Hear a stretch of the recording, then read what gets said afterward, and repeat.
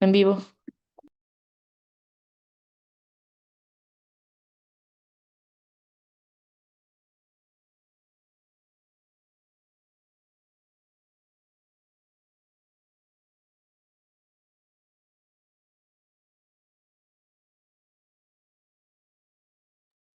Compañeros, estamos en vivo.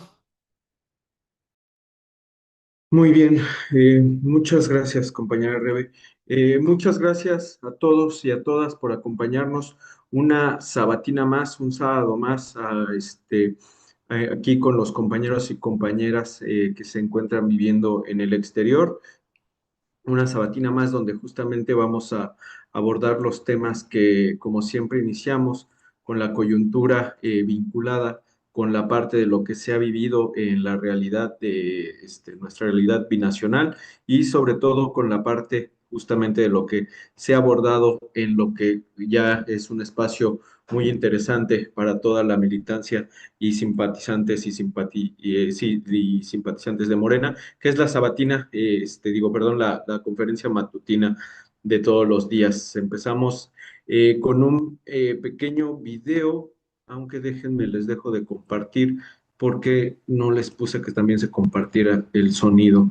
Entonces, listo, con sonido. Bueno, creo que aquí no está cargando.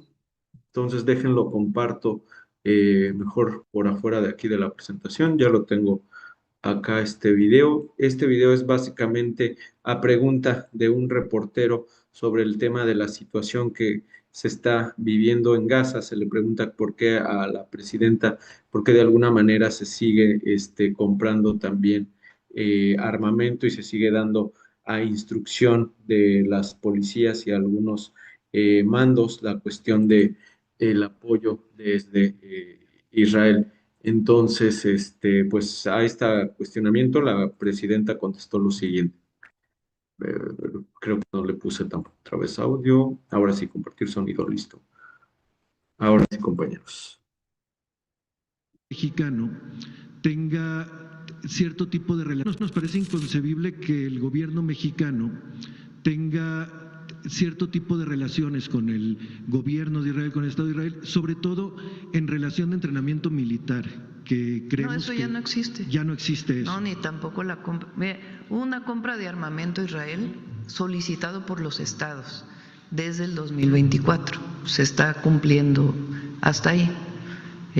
Esa compra ya se cumplió hace tiempo, pero no hay entrenamiento ni ninguna relación. Esos son notas que han estado saliendo, pero no existe.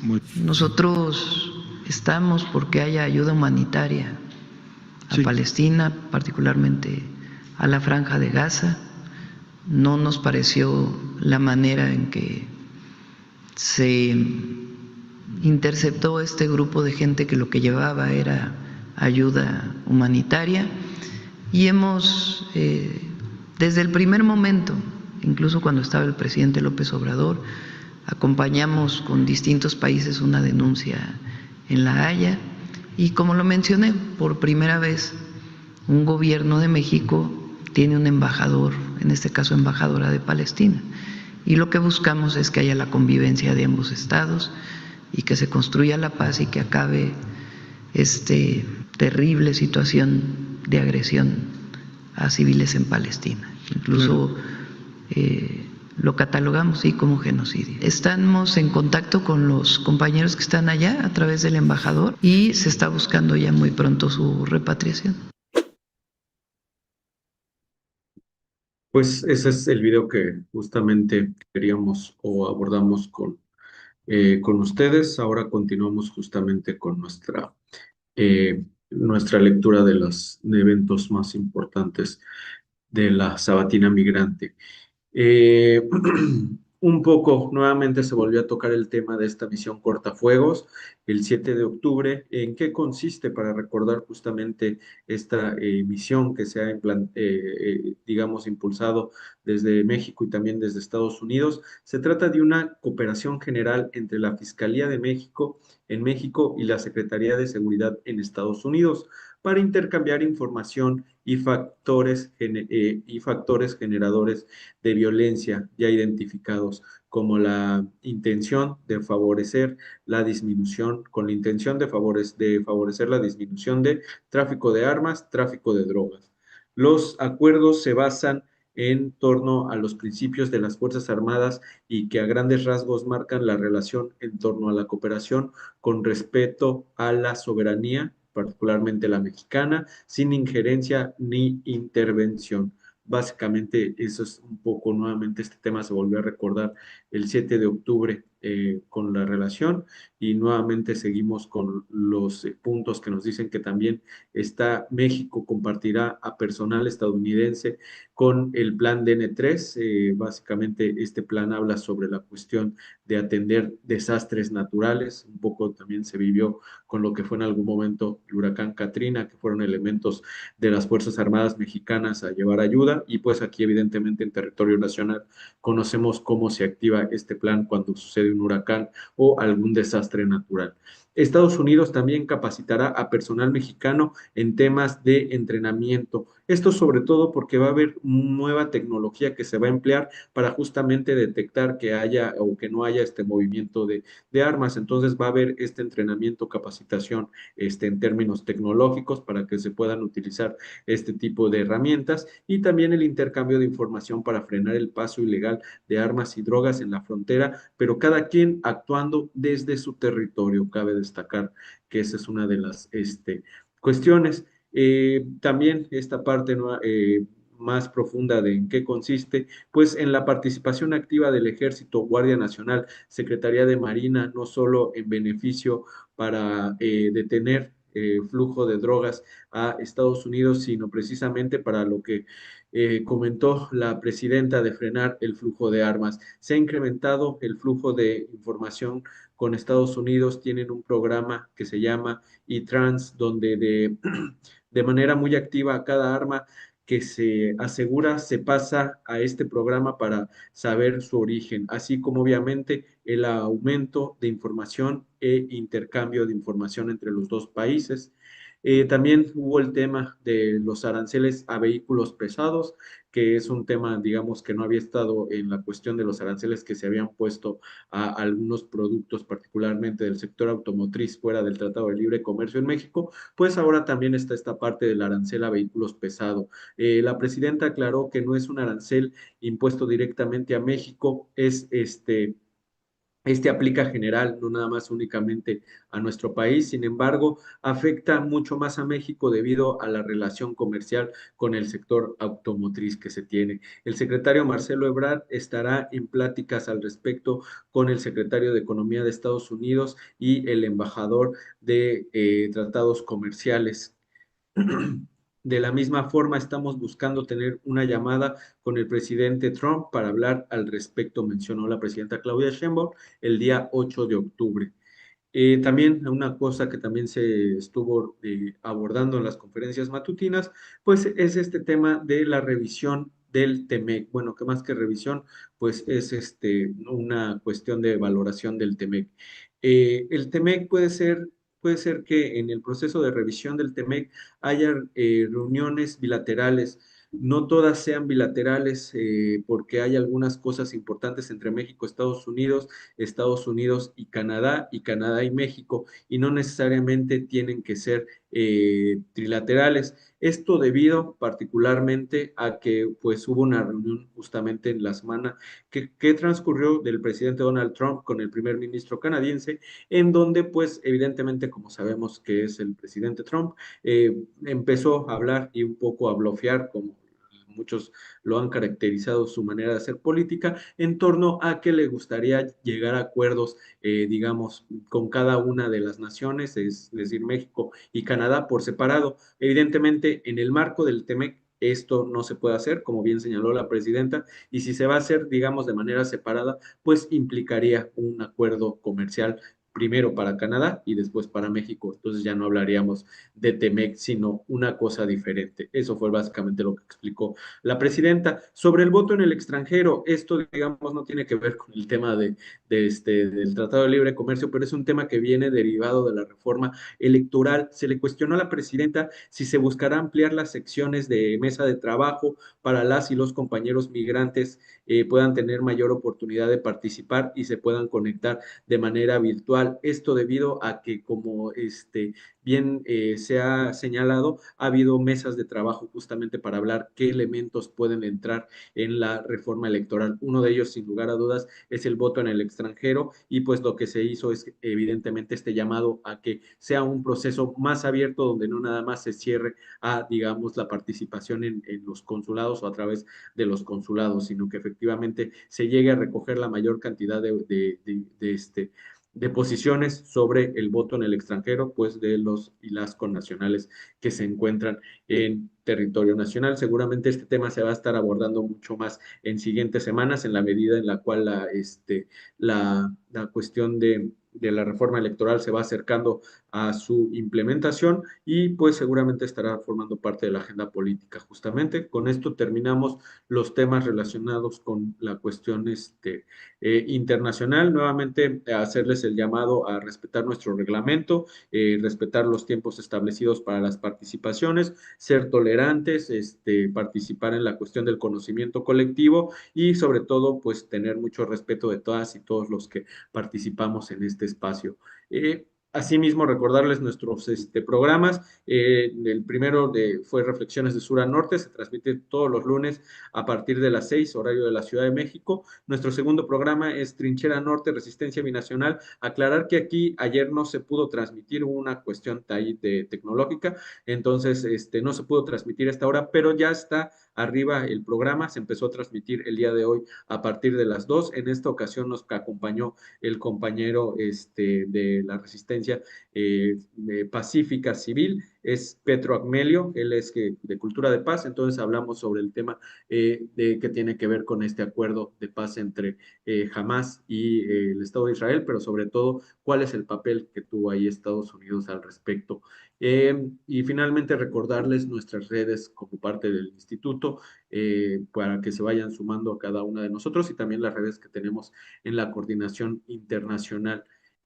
Pues siendo esto, nuevamente les recordamos que el día de hoy tenemos a un gran compañero, un gran camarada, el compañero Morgan Jacobson. Él nos va a estar justamente apoyando en la cuestión de nuestra sabatina de hoy para hablar de temas geopolíticos trompistas y para ello pues te cedo el uso de la voz, compañero Morgan. Muchas Si me gracias. permites un segundo nada más para leer su sinopsis curricular. Sí, dale, Axel. Ok, bueno, el compañero Morgan Jacobson es licenciado en Filosofía y maestro en Investigación Educativa por la Universidad Autónoma del Estado de Morelos. Es miembro fundador de Morena y ha sido activista social desde hace aproximadamente 20 años, participando en múltiples movimientos sociales y coyunturas políticas. Ha impulsado la creación de espacios de comunicación independientes, así como círculos de estudio, reflexión y acción política a ras de calle, con el objetivo de elevar el nivel de conciencia y politización de la ciudadanía. Durante los últimos 7 años se ha dedicado a la formación política, siendo promotor, formador e integrante de este Instituto Nacional de Formación Política de Morena. A lo largo de su trayectoria intelectual, se ha especializado bajo el marco de la teoría integral en varias áreas de la filosofía política, crítica, ontología, epistemología y filosofía de la ciencia. Su trabajo tiene como finalidad el desarrollo de un aparato crítico que contribuya a la construcción de alternativas sistémicas al capitalismo o, dicho de otra forma, de un mundo postcapitalista. Muchas gracias, compañero Morgan, y muchas gracias también, Mike. No, pues gracias a ustedes, más bien les agradezco muchísimo, compañero Miguel, Axel, compañeros de la Coordinación Internacional, por hacer esta invitación a mi persona y también, pues, por supuesto, un placer estar con todos ustedes, con todas ustedes, compañeras, compañeros que residen en el extranjero, también a quienes no y que nos estén siguiendo en la transmisión en vivo, pues un saludo fraterno. Y pues bueno, el tema de hoy es la geopolítica trompista, entonces vamos a tener una charla al respecto. Preparé una presentación para que la charla pues sea acompañada también con imágenes y con algunas diapositivas que nos vayan guiando y pues procederé entonces a compartir pantalla, ¿sale? Ustedes me dicen si se ve, ya se ve, ¿verdad? Listo, compañero, ya se ve. Bueno, pues miren, para empezar, escogí este nombre para la charla, que bueno, es geopolítica trompista, pero me pareció pertinente dado lo que les voy a presentar, que es algo eh, tal vez a lo que no hayamos estado expuestos, este tipo de análisis. Le puse el fenómeno Trump como síntoma de una crisis de época. ¿Sale? Y ahorita vamos a ver por qué este nombre, por qué escogí justamente este nombre. A ver. La estructura de la charla, de manera muy breve, se resume en estos 5 puntos. Vamos a hablar de esta crisis de época, a qué nos referimos con esto. También sobre el significado del regreso del trumpismo a la Casa Blanca, el momento geopolítico actual. En ese sentido, pues esto que veíamos, por ejemplo, los comentarios de la presidenta Claudia Sheinbaum respecto a Gaza. Vamos a tocar un poco ese tema.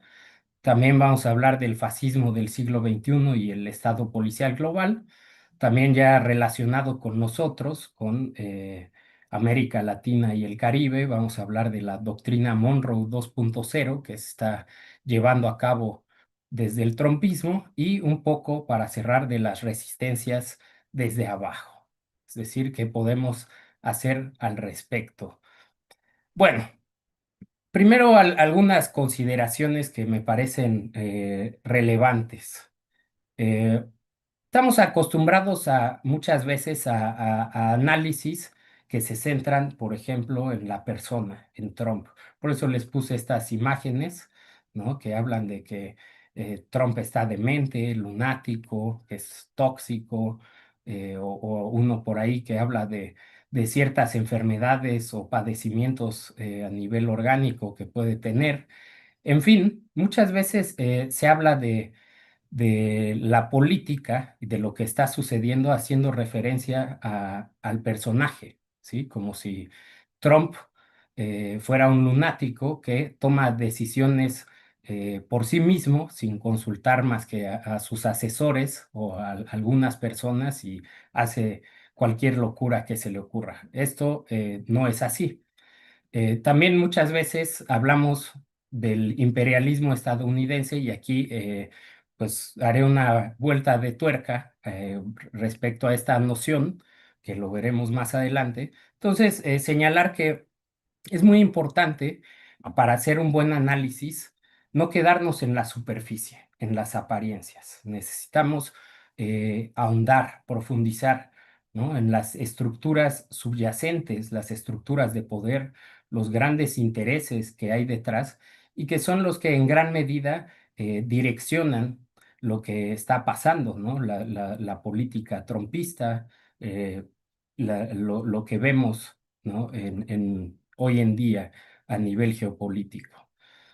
Por supuesto, los contextos históricos también son muy importantes y en este sentido, pues señalar que Trump en realidad es un síntoma de algo más profundo. Y de ahí el título, ¿no? De que Trump es un síntoma de una crisis de época.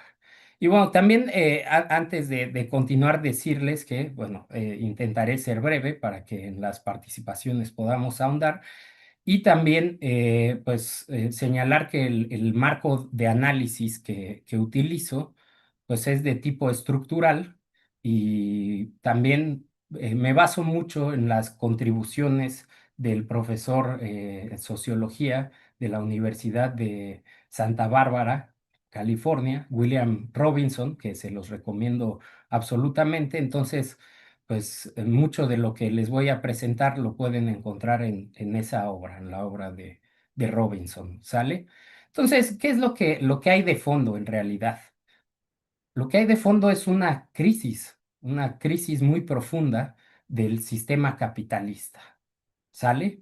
Desde 2008, especialmente, ya venía desde antes resquebrajándose, pero particularmente en 2008 el sistema global, el orden global, entró en una profunda crisis que podríamos catalogar como una crisis de época. ¿Por qué una crisis de época? Vamos a ver. Hay cuatro dimensiones que caracterizan esta crisis y esto es muy importante para comprender la geopolítica actual, para comprender el fenómeno trompista, para poder situarnos. Primero hay una crisis estructural del capitalismo, ¿sale? Una crisis que se caracteriza por tres aspectos fundamentalmente: la sobreacumulación de capital, lo vemos muy claramente, la desigualdad extrema que hay hoy en día, pues es producto de esa sobreacumulación. Esto quiere decir que el capital cada vez está más acumulado en pocas manos y no se reinvierte, ¿sí? Ese capital se va quedando, ya no hay un flujo, no hay una reinversión. ¿Por qué? Pues porque no es rentable en una situación de estancamiento crónico de la economía, es decir, venimos arrastrando desde 2008 una crisis económica profunda, entonces no hay reinversión de capital, la mayor parte de lo que se hace es financiero, es capital ficticio el que se está produciendo o reproduciendo. Entonces, esto nos lleva a un estancamiento crónico y también hay una caída tendencial de la tasa de ganancia del capital. Ustedes pueden ver en la imagen, hay una gráfica del lado derecho que nos señala desde los años 50 hasta la actualidad la, eh, digamos, la tendencia de la tasa de ganancia y como ustedes pueden ver, va en declive. Es una tendencia muy clara hacia abajo. Esto, por cierto, hay que señalarlo, es una condición inherente al capitalismo, ¿sí? Siempre tiende a caer la tasa de ganancia, es decir, la rentabilidad del capital. Ustedes también pueden ver ahí cómo coincide en, por ejemplo, los años 70, cuando se da la reestructuración que nos lleva al neoliberalismo, después de todo el periodo de posguerra, que es el llamado o la llamada época dorada del capitalismo, empieza una caída severa, viene una reestructuración del capitalismo global con el neoliberalismo. Vemos ahí, coincide con distintas crisis como 1982, que a nuestro país nos pegó duro, el 94 también, ahí vemos las caídas, y luego 2008. Y ha habido pequeñas recuperaciones, pero la tendencia es hacia la baja. Entonces, cada vez los grandes capitales tienen menor rentabilidad, hay menos inversión productiva, hay un estancamiento económico y hay una sobreacumulación que es crónica también, ¿sale? Entonces, pues esto ralentiza el ciclo de expansión y acumulación de capital. Ese es el contexto actual, por un lado, es uno de los aspectos de la crisis. Por otro lado, hay una crisis de reproducción social. ¿Qué quiere decir esto?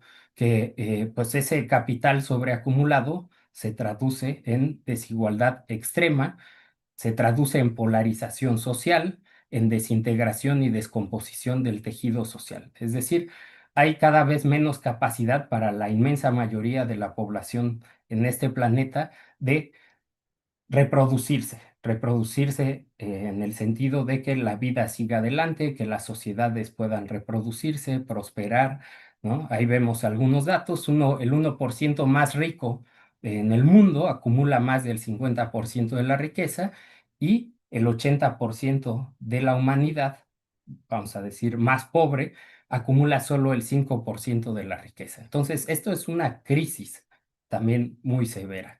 Por otro lado, tenemos una crisis política. ¿En qué sentido?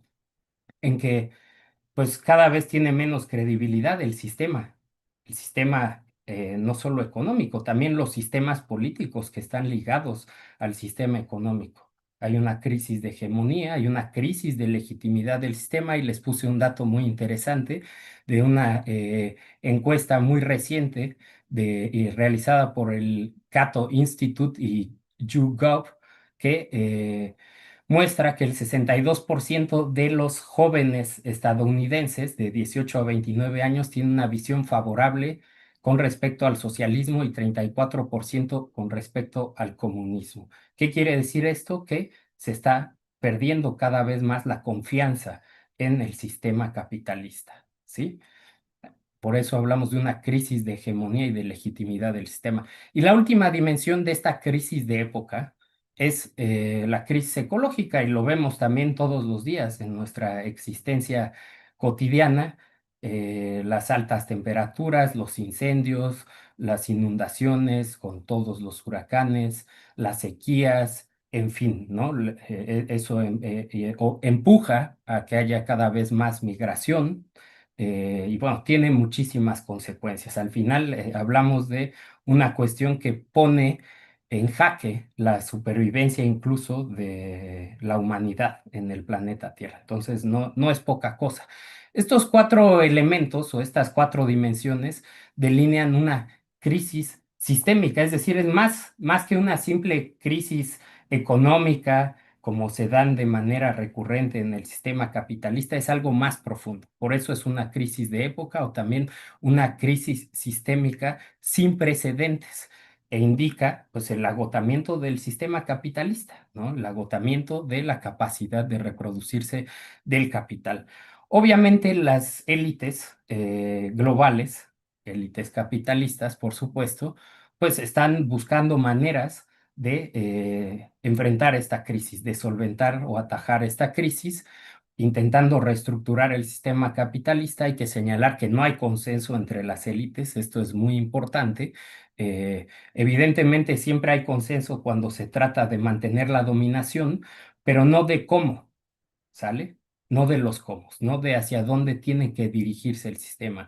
Hay sectores en la clase capitalista transnacional que tienen una visión más, digamos, favorable hacia la redistribución de riqueza global, de intentar enfrentar el problema de la crisis ecológica con energías verdes, renovables, entre otras cosas.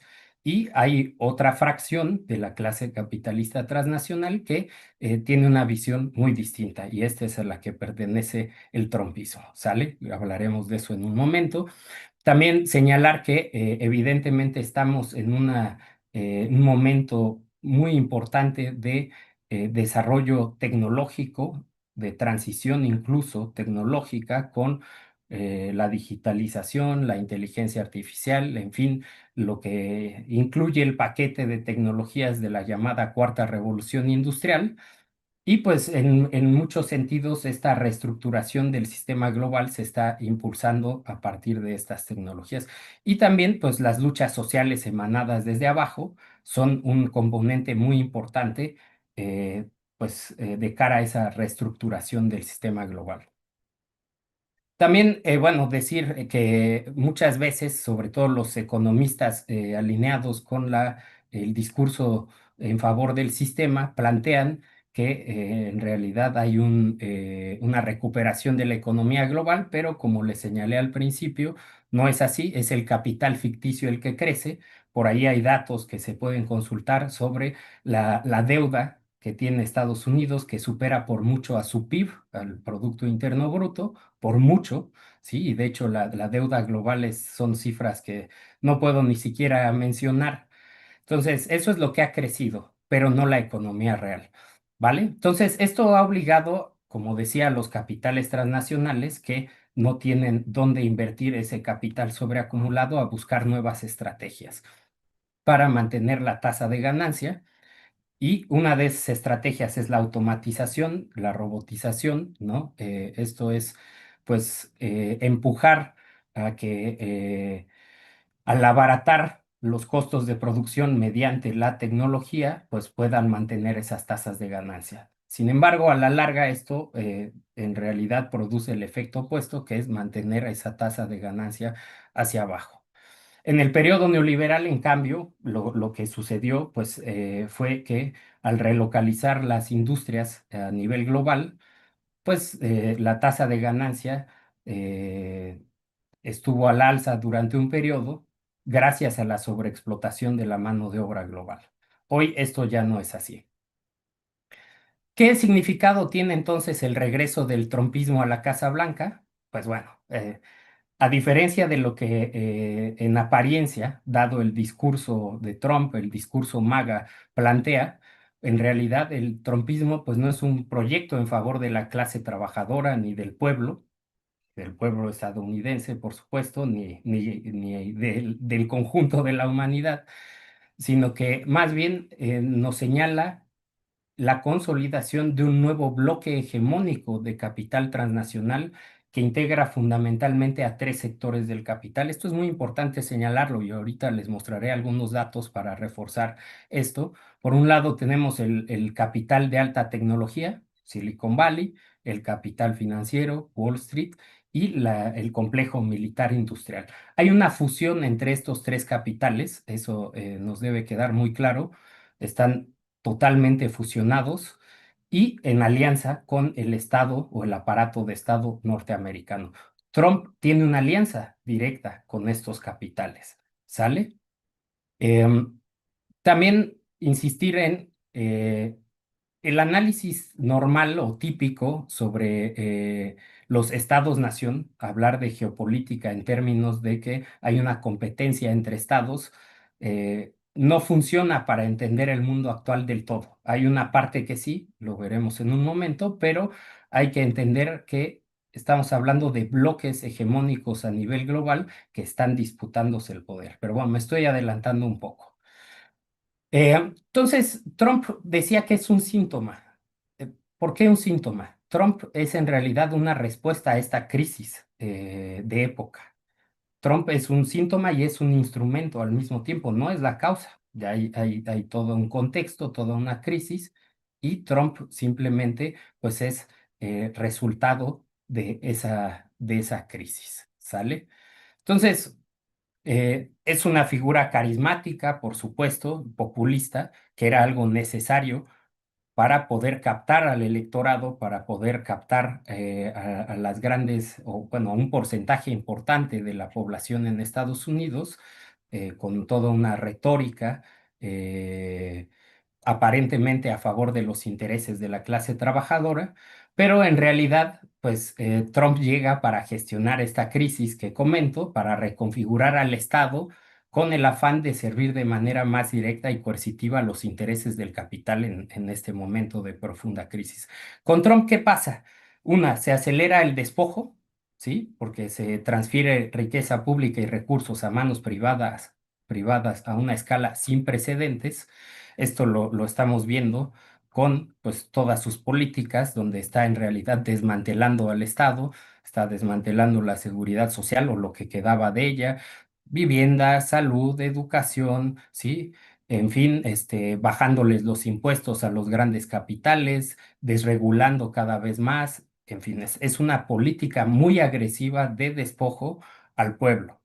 Por otro lado, frente a este impulso, pues se generan múltiples contradicciones en el seno del propio Estados Unidos, por supuesto, y bueno, genera polarización, genera cada vez más descontento y malestar, más en el momento en el que la gente se da cuenta que el discurso era una farsa y hay que suprimir a la disidencia, es decir, empieza a haber revueltas, insurrecciones, insurgencias, resistencia desde abajo y es necesario suprimir. Entonces, ese malestar se debe controlar mediante la represión, la vigilancia y bueno, parte del discurso ha sido señalar chivos expiatorios, pero también es un mecanismo de control, ¿sale?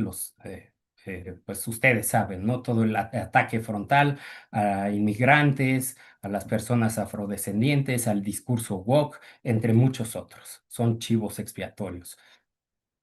Ahora, ¿cuál es el contexto geopolítico? ¿Sale? Les comentaba hace un momento, me adelantaba, vivimos en un mundo multipolar. Sí, sí vivimos en un mundo multipolar, pero ¿en qué sentido? Esto es muy importante. Normalmente pensamos que está Estados Unidos y todos los países alineados que están en su órbita, la Unión Europea, Gran Bretaña, etcétera. Y pensamos que por otro lado están los BRICS, por ejemplo, está Rusia, está China, en fin, ¿no? Otros países alineados a ese eje. Pero de fondo, desde una perspectiva mucho más estructural del sistema, se trata de diferentes ejes de acumulación de capital transnacional que están en disputa y alrededor de ellos hay estados que se agrupan. Para entender esto, un ejemplo, si yo les pregunto realmente, siguiendo a Aristóteles, ¿no?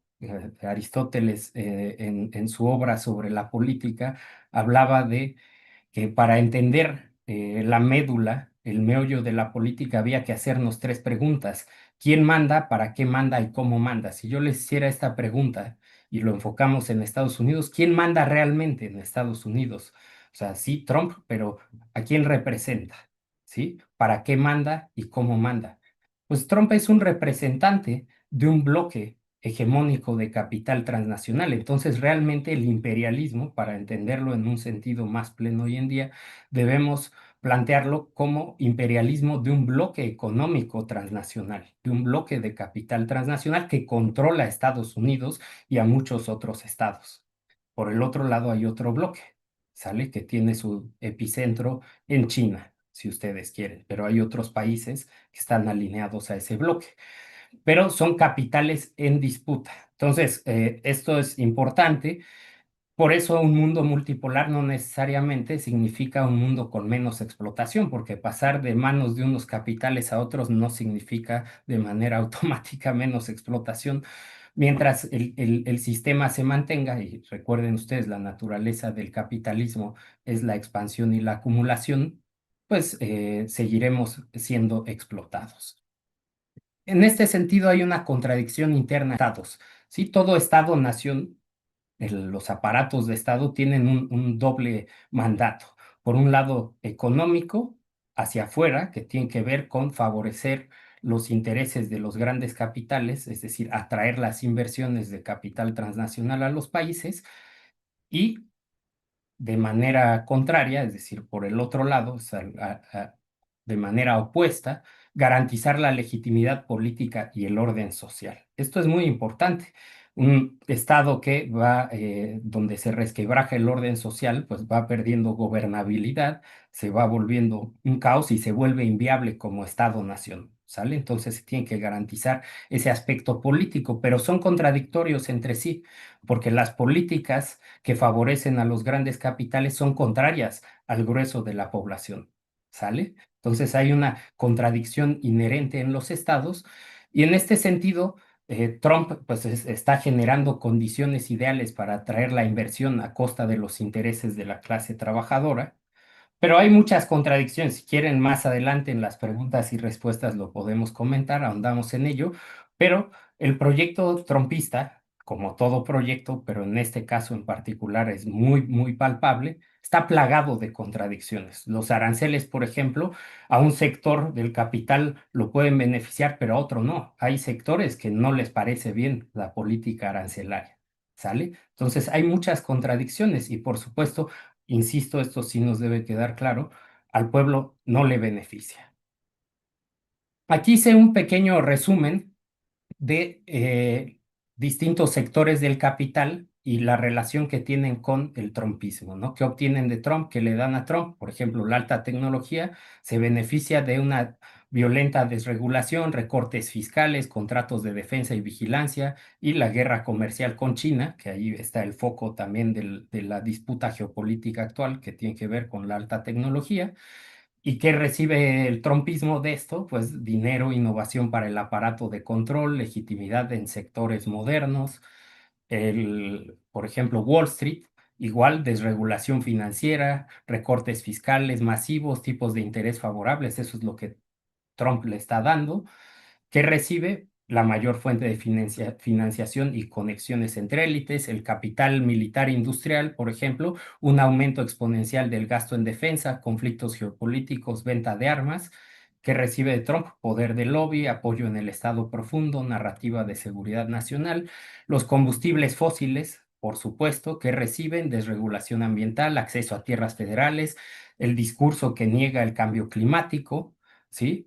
Que le dan a Trump dinero, apoyo en estados productores, narrativa de empleos, el sector farmacéutico químico que recibe desregulación de la Agencia Federal de Drogas, oposición a la sanidad pública, control de precios que recibe el trumpismo, dinero y poder de lobby, la agroindustria, por ejemplo, mano de obra migrante vulnerable y barata y desregulación ambiental, que le ofrece a Trump apoyo electoral en el corazón de Estados Unidos y, por supuesto, financiación, sector inmobiliario, recortes de impuestos, desregulación, proyectos de infraestructura, y se trata además de la red original de financiación a la campaña de Trump, y bueno, Trump viene de ahí, de hecho, y un apoyo de clase.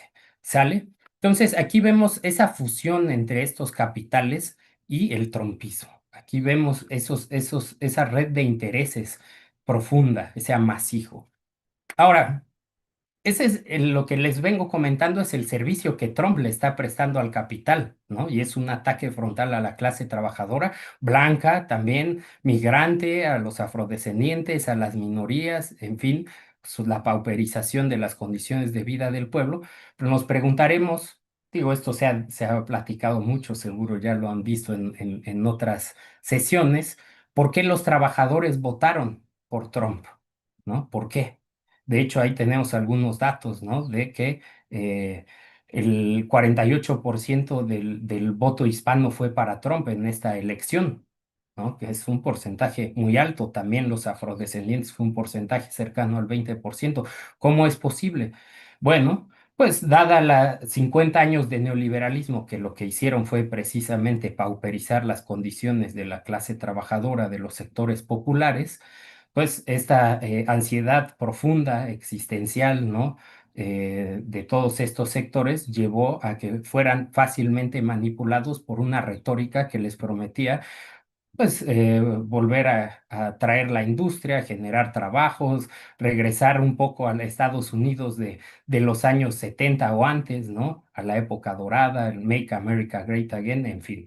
De ahí está, o de ahí viene justamente, pues, ese triunfo, ¿no? Pero es una manipulación, porque las políticas que emprende, como vemos, son contrarias a los intereses de los sectores populares.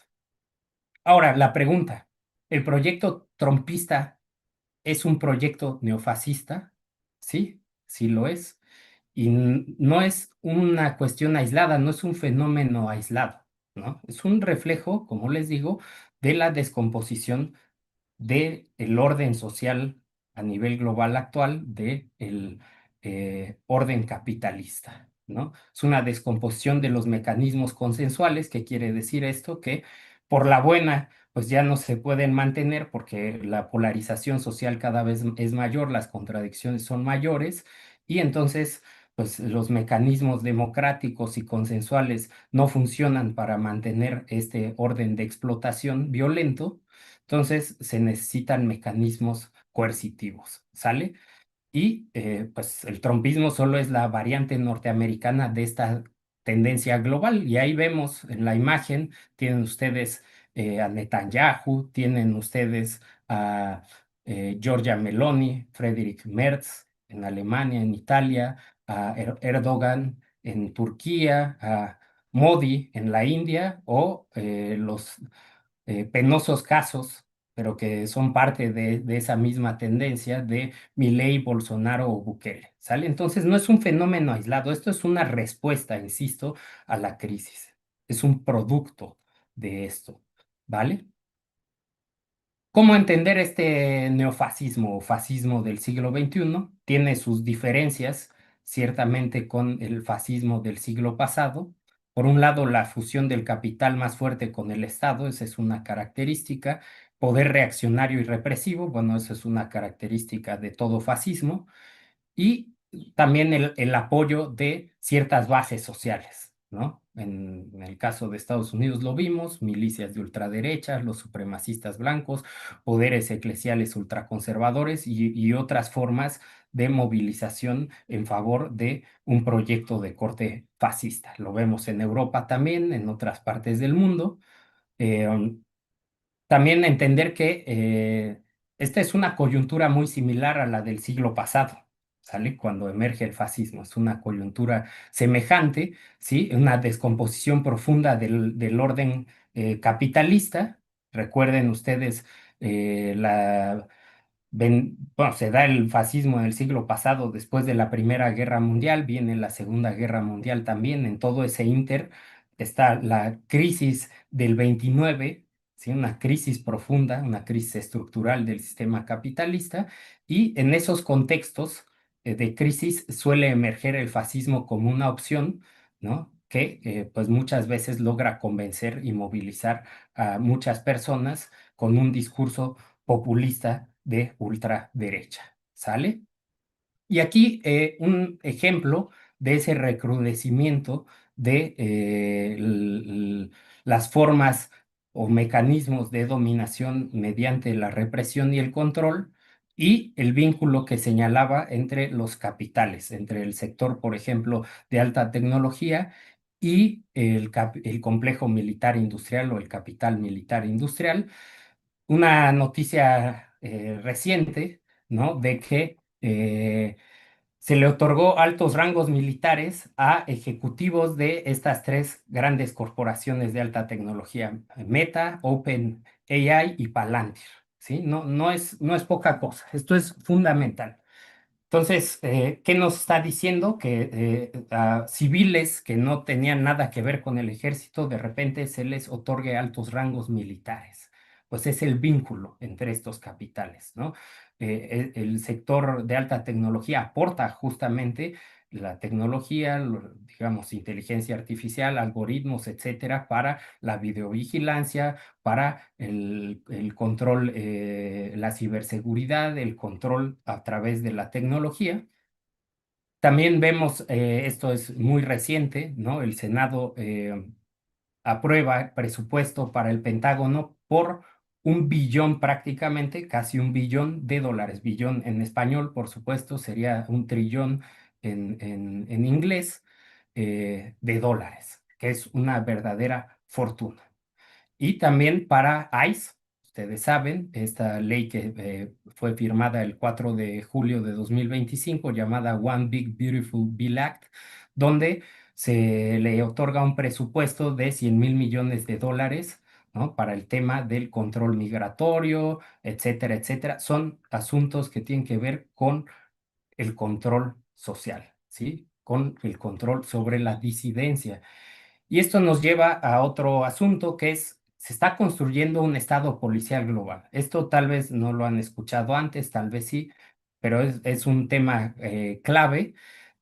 Como esto está pasando en todo el mundo, es una tendencia global, pues se está construyendo de manera transnacional, pues sistemas de contención y represión. Ahí les puse, por ejemplo, otro dato de que el mercado mundial de videovigilancia está experimentando un crecimiento muy fuerte, ¿no? Y de ahí no les puse, pero las tendencias para los próximos años pues son igual, hacia arriba, ¿no? De este mercado y de la inversión que se hace de los propios estados para los sistemas de vigilancia tecnológicos. Entonces, pues esto nos habla de la construcción de un aparato de represión a nivel global para sostener estos regímenes fascistas.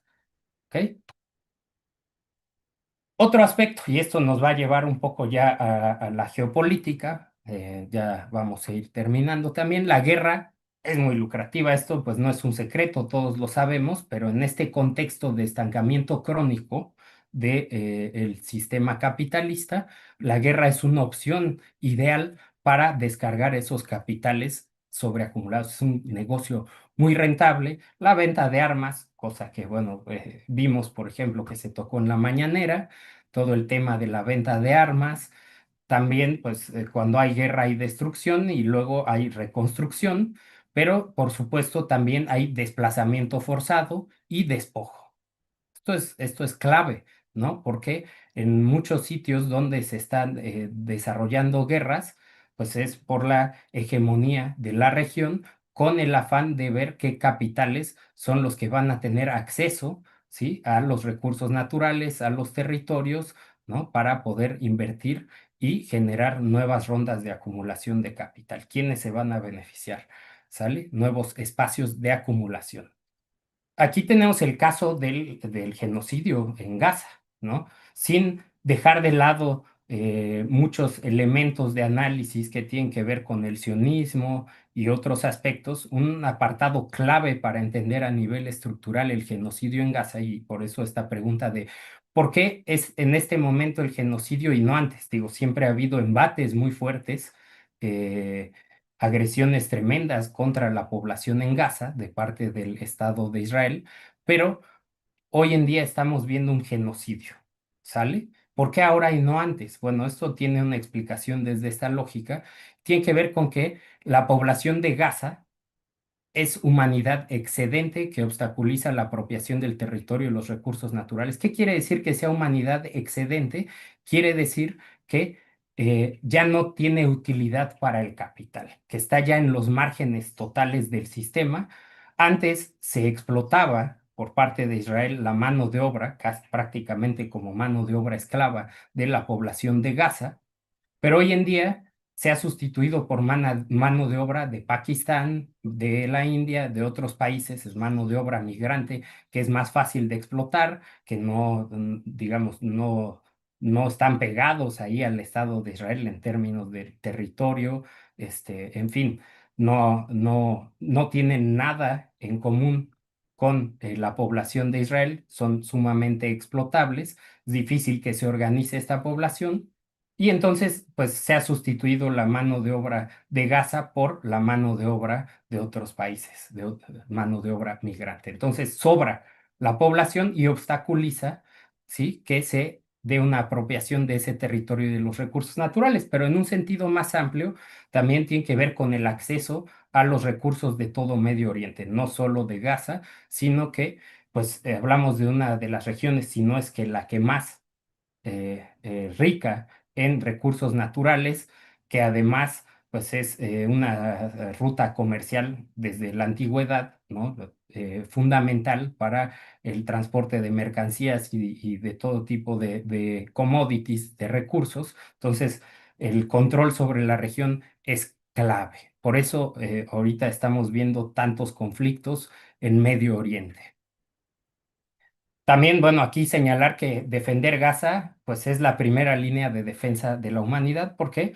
Porque eso que está pasando, pues podría pasar en cualquier otro lado, en cualquier momento. Cada vez hay más población que sobra, que está en los márgenes del sistema. Es decir, no tenemos acceso al trabajo, a formas de poder continuar con nuestra vida. Es lo que les decía, la crisis de reproducción social. Luego, el papel de América Latina y el Caribe en el proyecto trompista. Hablamos de una doctrina Monroe 2.0 que tiene que ver con considerar pues el traspatio o una zona de influencia exclusiva a todo el continente prácticamente. Y evidentemente, pues con el trompismo se está redoblando. Por eso hablamos de una doctrina Monroe 2.0 prácticamente. Y pues se plantea que la región es un espacio de influencia exclusivo que debe ser recuperado, no tanto, insisto, para Estados Unidos en términos de intereses como Estado-nación, sino para los grandes capitales que controlan Estados Unidos, ¿sale? Entonces, por otro lado, está esta obsesión de la política exterior trumpista en la región, que tiene que ver con que China, pues, no se meta a la región. China representa al otro bloque. Entonces, hay que expulsar a China a toda costa, hay que recuperar el dominio sobre esa región. No se hace por democracia, evidentemente, ese es un discurso retórico, sino que hay que abrir o reabrir el continente a una esfera de acumulación privilegiada para el capital transnacional anglo-estadounidense. Entonces, bueno, el gran objetivo con nuestro territorio es asegurar la retaguardia para esa guerra por la reestructuración del capitalismo global. Es una fuente segura de recursos estratégicos, por supuesto, petróleo, gas, minerales críticos.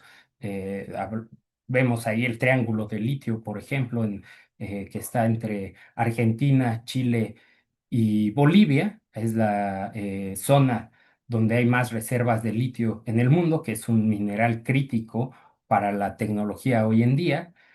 Y que, bueno, además vemos también, ahí está Milei, ahora va a regresar derecha, diría la ultraderecha, a Bolivia. Y también hay un gran riesgo de que suceda lo mismo en Chile y lo que va a pasar es que se va a abrir esta zona para la explotación a favor de los grandes capitales. Entonces se busca un bloque regional alineado, ¿no? Donde no haya gobiernos rebeldes y que pueda ser movilizado también en los foros internacionales a favor de estos intereses. También tenemos el caso de apenas, ¿no? De que se le otorgan el Premio Nobel de la Paz a esta señora.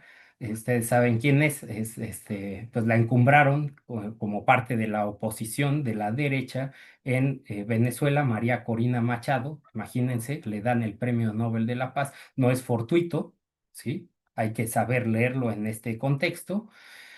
Y también pues, se está discutiendo, bueno, se acaba de discutir en el Senado de Estados Unidos, ¿no? Esta ley que propusieron los demócratas para frenar la capacidad del Ejecutivo, en este caso de Trump, del presidente, para las intervenciones militares en otros países, pero ganó el voto en contra, ¿sale? Por 3 votos, me parece, se impusieron los republicanos. Y lo que ha estado haciendo Trump en la región, pues es mantener las políticas de presión, ¿no? En el caso muy claro de Cuba, Venezuela y Nicaragua, por ejemplo, sanciones y presiones económicas. En el caso de Venezuela, pues ya está escalando, ¿sí? A otro tipo de presiones ya de orden militar, ¿no? Es algo muy peligroso, pero digo, si quieren lo comentamos después en las preguntas y los comentarios, pero ahí está la cuestión. Entonces, ¿cuál es el método para mantener alineada la región? Pues una es esa. Luego, el apoyo incondicional a las derechas locales, evidentemente, aquí lo vemos en nuestro país, como todo este movimiento neofascista global está impulsando a determinados personajes. Aquí vemos cómo está alineado Salinas Pliego con ese discurso y con ese bloque, por poner un caso. Y por supuesto está el otro eje, que es la militarización y la guerra contra las drogas. ¿Cuántas veces no hemos escuchado ya a Trump señalar con respecto a México, ¿no? El tema de los cárteles, ¿no? Señalándolo como terrorista, como cárteles terroristas o terrorismo.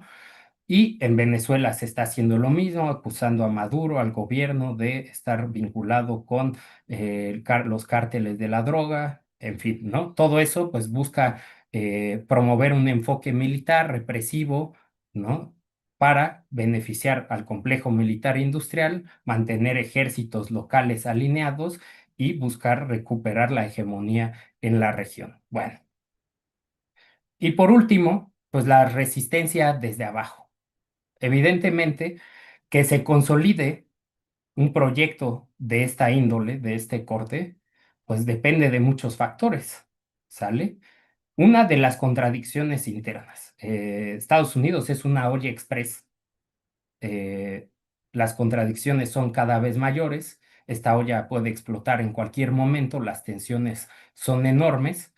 A nivel global hay muchas tensiones y hay muchas contradicciones también, entonces la viabilidad de este proyecto trompista a escala global e internamente va a depender, por un lado, de esas contradicciones, pero también en esta lucha por la reestructuración del sistema global, del orden social a nivel mundial, pues es fundamental la participación de los sectores populares, ¿sí? Que deberíamos organizarnos a nivel transnacional para enfrentar, ¿sale? Entonces, evidentemente, pues las luchas que surjan desde abajo son un actor fundamental, protagonista de lo que vaya a suceder.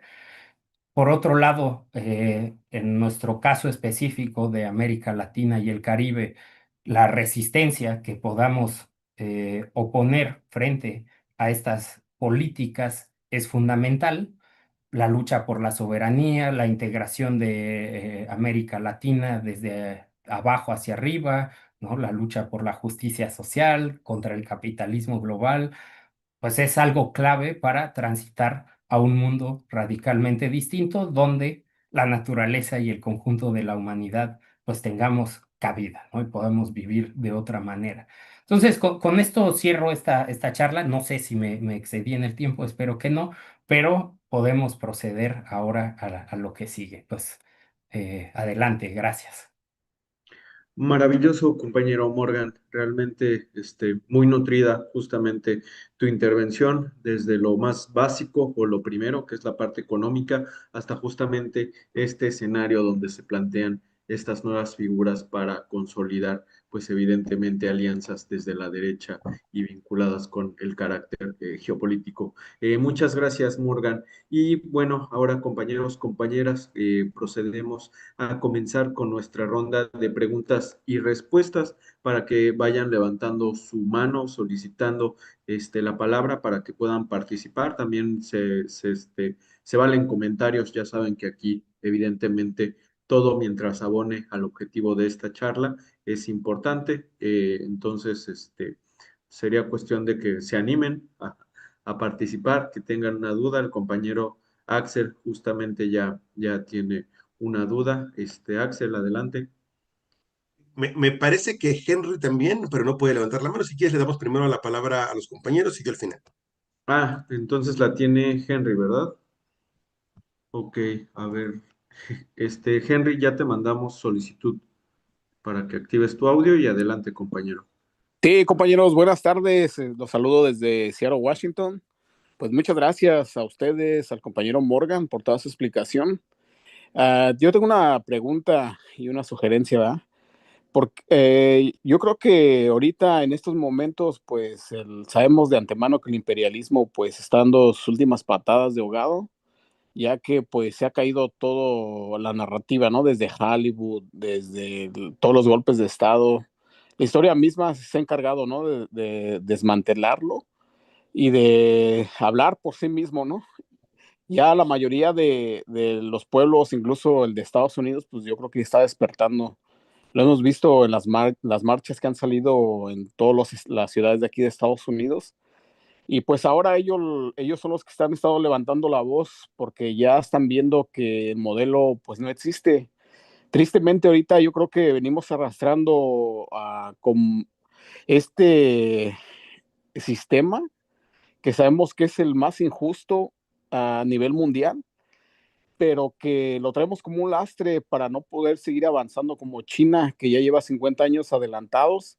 Ellos ya se olvidaron del imperialismo y están creando, están modificando todos los días con el Partido Comunista, con su modelo económico híbrido y con los planes quinquenales de cada 5 años. México todo sigue con la narrativa de Estados Unidos.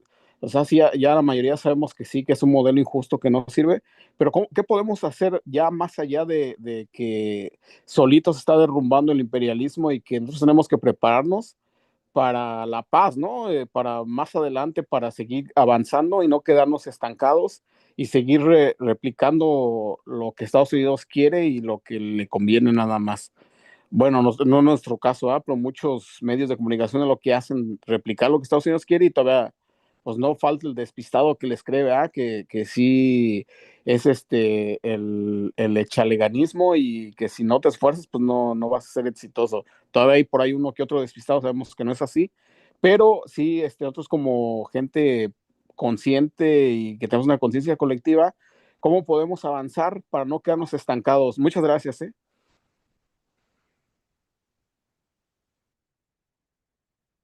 Gracias, compañero Henry. Vamos justamente con todas estas manos que ya están levantadas. Si te parece bien, Axel, vamos a darle prioridad a los compañeros y dejamos tu participación al final. Ahora me aparece después de Axel Jorge. Jorge, ya te mandamos la solicitud para que puedas participar. Jorge García. Buenas tardes. Pues yo difiero un poquito del compañero que acaba de hablar. Lo que nos está enseñando el profesor es de que es todo lo contrario. No nos queda otra más que organizarnos, unirnos y luchar. Ya eso de que creemos que otra gente lo va a hacer, ¿quién lo va a hacer si no somos nosotros? Y aún así el garrote está sobre de uno, va a estar sobre de uno. Viene una fuerza brutal contra el obrero, contra el pobre. Entonces, aquí nadie le hace caso a una señora que se llama Alexandrina Ocasio Cortés. Ella es de California y está luchando y lo ha hecho ver. o nos organizamos o vamos a perder. O el otro señor que se pone del lado de nosotros, del lado del pobre, es Vandali, un muchacho de origen hindú de la India que está jugando para la alcaldía de Nueva York. Y el otro es Bernie Sanders. De veras, créanme que esas personas dicen exactamente lo que va a pasar, y si no nos organizamos, si no nos unimos, aunque sea nuestra patria, nos toca fuerte represión. Esto de que ya mero y que estamos, no es cierto. Viene sobre nosotros el exterminio casi. Por eso están sacando el ejército, para reprimir al pobre, para reprimir al que se ponga al tupor, al brinco. Entonces, compañeros, vamos a unirnos, todavía es tiempo de hacer algo, aunque sea, no sé, aunque sea lo último que hagamos en la vida, pero vamos a organizarnos con conciencia. De lo contrario, compañeros, no nos toca más que una muerte lenta, a donde no vamos a ganar absolutamente ni nosotros ni nuestros hijos. Así que si queremos luchar, vamos a luchar unidos. De lo contrario, no creo que sobresalgamos. Gracias. Muchas gracias, Jorge. Ahora también tenemos la mano de Alan. Alan, Vargas, te vamos a mandar la solicitud para que puedas activar tu micrófono. Adelante, Alan. Ay, ya está. Ay, ¿qué tal? Buenas tardes. Un gusto andar por aquí. Sí, bueno, yo lo que quería comentar es que en lo de la presidenta, pues vi mucha unidad, vi mucha gente, sobre todo la gente que viene de otros estados, pues sí la vi con mucho entusiasmo, ¿no? Ahora sí que estuvimos ahí.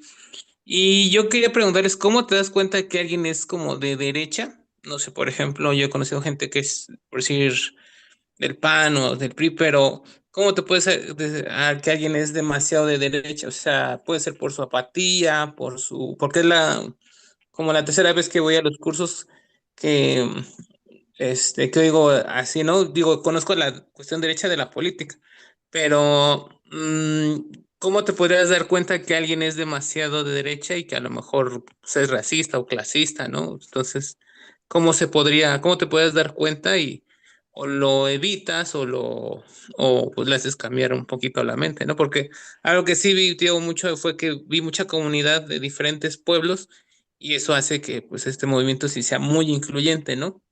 Entonces, pero aún así.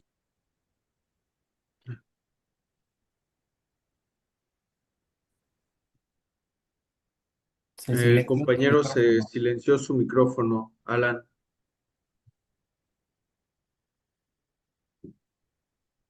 Alan, ¿puedes volver a activar tu micrófono, Ya, por favor? sí. Ya está. Sí, te decía, a veces siento que sí puede haber como algún tipo de discriminación de la gente que viene de pueblos o de fuera de lo que es la Ciudad de México. Entonces, ahora sí, como reducir esa parte, ¿no? Ok, muchas gracias. Si te parece bien, Morgan, vamos a empezar a responder estas preguntas para que, digo, lo tengas más fresco lo que te han preguntado y después concluimos con la segunda ronda de participaciones que tenemos tres manos levantadas. Adelante, Morgan, cuatro ahorita que Alicia levantó la mano. Sí, gracias. Les pido una disculpa, por cierto, me habían indicado el tiempo y como no me tapaba aquí la presentación del reloj, creo que me excedí bastante y eso es en demérito de sus participaciones. Entonces, bueno, una disculpa de mi parte. Pues muy rápido, ¿qué podemos hacer? Pues coincido con lo que plantea el compañero, pero es muy importante esto que estamos haciendo ahorita, por ejemplo, formación política. Hay que tener claridad. Tenemos que entender el mundo en el que vivimos, el momento en el que vivimos. Esa es una herramienta fundamental, la principal herramienta para poder delinear acciones. Por eso se suele decir teoría y práctica, teoría y praxis deben estar vinculadas, ¿no? La teoría es la que nos va a iluminar el camino y luego viene la praxis. Entonces, eso es clave. Por otro lado, estamos enfrentando poderes de carácter transnacional y necesitamos organización de carácter transnacional que empieza, por supuesto, en lo local, en los países, en las comunidades, en los países, pero con una conciencia global de lo que se está enfrentando. Si no hay movimientos unificados a nivel global, es muy difícil cambiar la correlación de fuerza y por lo tanto empujar a la construcción de un futuro distinto. Entonces, eso señalaría así de manera muy escueta. También decir que es muy importante en este sentido que la izquierda política pues tenga una visión del mundo actualizada con el mundo en el que estamos viviendo, ¿no? Muchas veces nos hemos quedado en un discurso o en un análisis que tal vez ya no nos permite comprender el mundo actual. Y lo que decía el compañero sobre cómo identificar a alguien de derecha, pues bueno, dice ahí un compañero en el chat, Henry, que pues hay que ver lo que hace, ¿no? Lo que dice, y yo coincido, pero también hay que entender que realmente hay mucha gente, ¿sí? Que es pueblo, que somos clase trabajadora, que puede apoyar a la derecha, pero es porque está confundida. Nadie de clase trabajadora debería apoyar los planteamientos de la derecha, porque son planteamientos contrarios, ¿sí? Al interés del pueblo, de la mayoría de la gente a nivel global, de la humanidad, diría incluso yo. Entonces, se suele decir la derecha defiende intereses, ¿sí? Y la izquierda, pues defendemos causas, ideales, luchamos por causas justas. Entonces, hay que, con la formación política, pues hay que intentar hacer que cambie la conciencia de estas personas que están manipuladas, que están confundidas, justo en el sentido de poder construir organización. En fin, vamos a seguir. Gracias, Morgan. Sí, continuamos con nuestras participaciones. Está nuestro compañero de Sonora, Alfonso. Ya te mandamos la solicitud para que actives tu micrófono, compañero Alfonso, y puedas participar. Muchas gracias, muy amable. Excelente, excelente enfoque de parte del compañero expositor. Realmente nos da un panorama del horizonte, ¿verdad? De lo que está aconteciendo a nivel geopolítico, ¿no? Yo sugeriría, y reforzando lo que acaba de opinar el compañero, que en un momento dado, pues en Estados Unidos, se vaya desarrollando más activismo social, tanto en el sector latino como también en otros sectores, ¿verdad? El sector también afrodescendiente africano, y que en un momento se vayan unificando criterios para las próximas elecciones. Creo que esa es una manera de en un momento dado, pues realmente poder retomar un poder de parte de las luchas sociales. De igual manera, también, ¿verdad? En todos los países del orbe, principalmente los latinoamericanos. Y una pregunta muy puntual al compañero. ¿Por qué, si ahorita están en jaque Cuba, Venezuela y Nicaragua, por qué no reciben apoyo de los BRICS, principalmente de Rusia, de China, de los más grandes? Gracias. Gracias, compañero, Alfonso. Tiene también ahorita la mano levantada la compañera María Rómano. Ya le mandamos la solicitud para que pueda activar su micrófono y participar, María. ¿Qué tal? ¿Cómo están?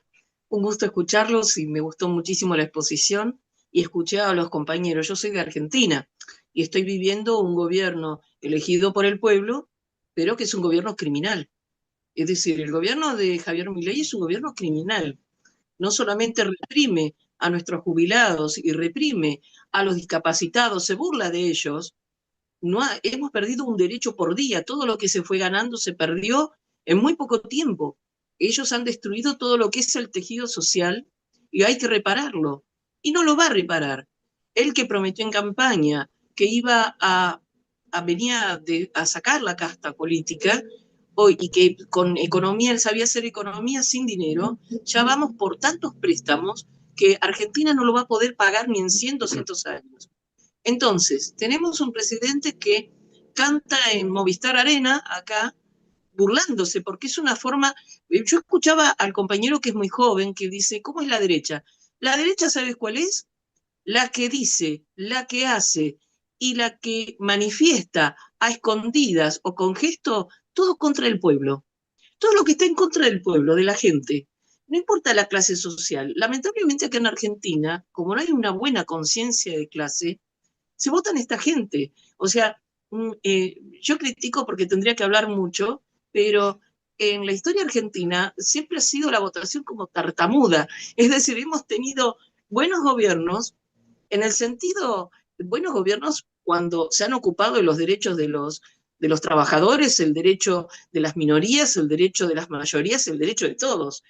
De hecho, desde el 2013, cuando asumió Néstor Kirchner, no solo se ordenó muchísimas cosas y se evitó el FMI, nunca se pidió un auxilio a Estados Unidos, pero se reactivaron muchísimas cosas, entre ellos los derechos de muchas minorías que venían rezagadas, perseguidas, reprimidas y hasta muertas, hubo matanzas. Y parece que el pueblo argentino lo olvidó y votó a Milei.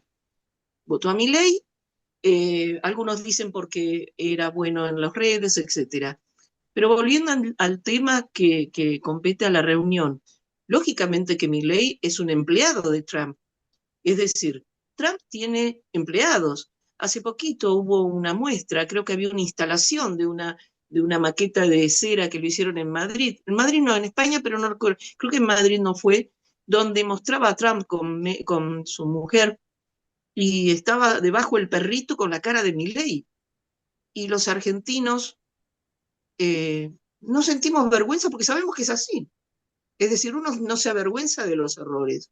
Hoy los medios atacan terriblemente a Milei por las faltas de respeto constante. Es decir, la derecha se manifiesta en contra del pueblo. Y otra cosa más, el fenómeno, el tecnofascismo al que estamos siendo sometidos, porque no solamente utilizan instrumentos televisivos, sino utilizan también hasta la inteligencia artificial para cierto tipo de instalación de ciertas cosas, es un tema largo para charlar, y el tecnopopulismo también. Hay algunos autores norteamericanos que han tratado el tema, pero acá es terrible. Y muchos adeptos y muchos adictivos a Milei, porque Milei es un hombre que tiene graves problemas psiquiátricos.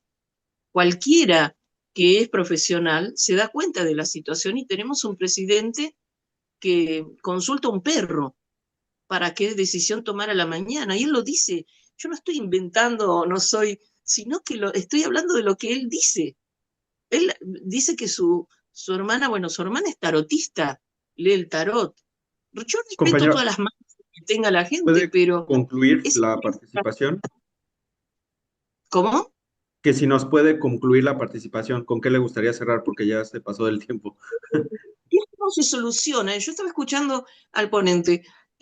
Aquí en Argentina hay una resistencia con respecto a este tipo de situaciones, porque hay grupos, ONG, fundaciones, que lógicamente están trabajando porque hay un gobierno hasta diría paralelo para que esto se encamine y se ordene. Somos democráticos, no somos golpistas, y bueno, se respetan las instituciones y el voto popular, pero es complicado. Hay una disrupción histórica mundial. Bueno, a Argentina le tocó, y Argentina es un enclave también para el gobierno de los Estados Unidos porque ya tenemos tropas norteamericanas en Patagonia.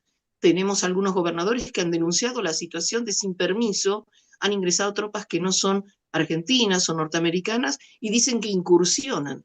Y bueno, esa es la situación. Espero que Latinoamérica está pasando por incursiones de este tipo. Yo creo que es Muchas gracias, complicado. compañera. Lugares como los de ustedes, por ejemplo, son lugares de esperanza. Yo creo que son creadores de esperanza y también de apertura de cabeza, porque a veces los dirigentes no están a la altura de algo que sorprende tanto como esto. Gracias. Gracias, compañera. Tiene la mano levantada también Alicia Martínez y con esta concluimos esta ronda para que Morgan nos apoye a responder las dudas y los comentarios. Alicia Martínez, por favor, si puedes activar tu audio, por favor. Sí, hola, buenas tardes, compañeros. Bueno, yo veo con pues con preocupación el avance que está con la inteligencia artificial y que los gobiernos pues no se prepararon. La comunidad pues sigue creciendo y los trabajos pues algunos puestos pues se van a ir sustituyendo, ¿no? Y por otro lado, veo el entusiasmo de México, por ejemplo, con una inversión que está entrando al estado de Querétaro sobre una empresa de base de datos, la cual va a generar muchísimos recursos naturales por el gasto excesivo de electricidad. Al igual que veo que la inversión de grandes capitales como BlackRock, que ya sabemos todos que en el momento en que desde que tú abres una cuenta bancaria, ellos están agarrando lana con las Visa y todo el sistema bancario que que todos usamos a nivel mundial, pues ellos agarran dinero. Sin embargo, veo que en México están haciendo cambios. México, yo creo que tiene uno de los sistemas más buenos para colectar impuestos que nada que ver con Estados Unidos, con el IRS. Siento que México está más avanzado. Y veo que en México está habiendo cambios ahorita que anunció hace unos días la presidenta. De hecho, van a reformar, se me hace que es el artículo 19 de la Constitución, donde van a hacer todo más, computarizado y que posiblemente va a ser ilegal el efectivo, algo que pasó parecido en la India hace años, y eso se me hace bueno y peligroso a la vez. Muy peligroso porque de pronto que el efectivo ya no sea legal, no sé, ahí me preocupa un poco. Eso es todo, gracias. Muchas gracias, compañera. Si quieren, vamos a pasar para que Morgan nos apoye a contestar estas preguntas. Y Morgan, también en la caja de chat te dejan una pregunta de qué bibliografía recomienda para que se pueda ampliar la comprensión de tu ponencia. Adelante, Morgan. Bien, pues miren, primero respondiendo a la bibliografía, les recomiendo ampliamente que lean la obra del profesor William Robinson, William E. Robinson, profesor de Sociología de la Universidad de Santa Bárbara, perdón, que lo mencioné al principio. Aquí tengo este libro, por ejemplo, El capitalismo global y la crisis de la humanidad. Tiene obras más recientes como El Estado policial global o bueno, no está traducido al español, pero la traducción sería algo así como ¿Cuánto puede sobrevivir el capitalismo? Entre otros autores, pero bueno, bueno, están Peter Phillips, Megacapitalistas, hay por supuesto autores latinoamericanos muy interesantes, pero si entran por ahí, por Robinson, van a abrir una puerta para muchos otros autores que tocan el tema de la globalización, de las luchas desde abajo, en fin, todo lo que estamos viviendo actualmente. Y la pregunta sobre por qué ahorita que están en jaque, por ejemplo, Venezuela, Cuba, o que están sometidas a una presión muy grande, Nicaragua, y no solo eso, o sea, en general toda la región estamos sometidos a una presión muy grande y hay una disputa desde el interior también de cada uno de los países.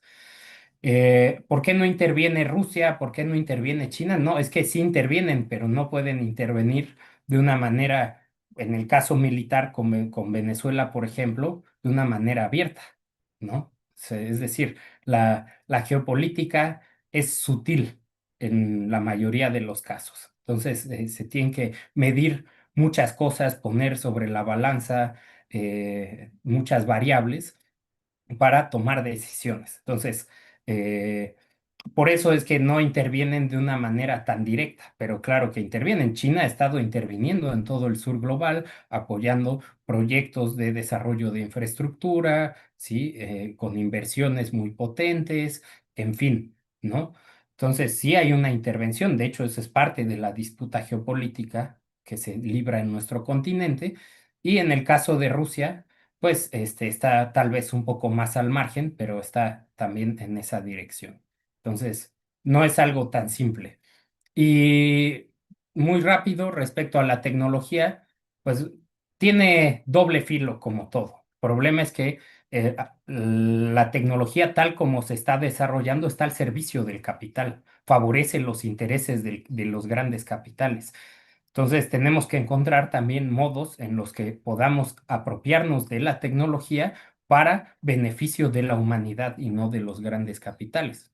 todo el avance en la automatización, la inteligencia artificial, por ejemplo, pues va a causar que millones de personas o miles de millones incluso en los próximos años se queden sin trabajo, nos vayamos a la calle prácticamente, y eso desde la lógica de un sistema capitalista, pues es muy negativo para nosotros, ¿sí? Nos quedamos al margen precisamente, nos volvemos población sobrante o excedente, pero al mismo tiempo eso podría significar la reestructuración hacia un mundo muy distinto, un sistema totalmente distinto, donde podamos todos vivir de una manera digna, aprovechando esa tecnología sin necesidad de ser esclavos, ¿sí? Del trabajo y de los grandes capitales. Entonces, pues todo tiene su doble filo.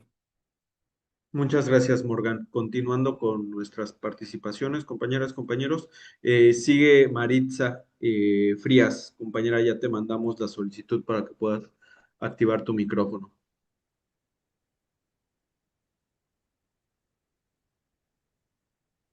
Hola, buenas tardes. ¿Me escuchan? Sí, adelante, compañera, te escuchamos bien. Hola, buenas tardes a todos, a todos. Desde Ensenada, Baja California. Me voy a ir a dos puntos principales. Uno, el informe de la doctora creo que fue muy asertiva, sobre todo para las luchas feministas. El hacer un énfasis en las luchas sociales de nosotras las mujeres y el reconocimiento a las que nos antecedieron y pues a las de hoy en día, ¿no? Creo que eso fue muy aceptado y acertado también de su parte y aceptado por la ciudadanía. Yo no tuve el gusto de estar presente, pero estuve siguiéndola en redes, en medios sociales, entonces nos permitió hacer un análisis desde otro punto de vista, ¿no? Y sobre qué deberíamos, me estaba preguntando yo hacer a nivel comunitario, por ejemplo, desde la formación política y cómo poder nosotros también seguir planteando estas problemáticas sociales a nivel global. Creo que deberíamos empezar a aplicar no solo la formación política desde el contexto comunitario, sino desde un contexto macropolítico, ya que, por ejemplo, yo vivo en una ciudad muy pequeña, entonces estamos en zona fronteriza, muy conservadora. Los gobiernos anteriores al 2018 habían sido gobiernos de derecha, radicales.